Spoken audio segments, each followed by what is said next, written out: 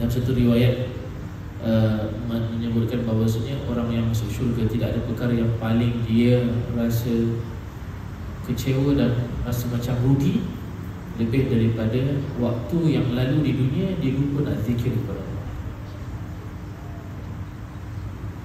Zikir kepada Allah, ingat Allah Subhanahu Wa Taala.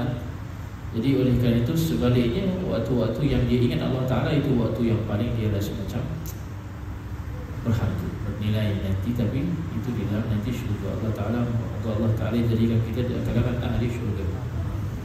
Baik, jadi di antara event yang berlaku ketika itu, kekecohan yang berlaku, akhirnya nanti subhanallah sampai waktunya umat-umat akan dibalikkan ataupun dibawa bertemu dengan para nabi untuk minum daripada telaga masing-masing. Oleh kerana itu baginda sallallahu alaihi wasallam bersabda,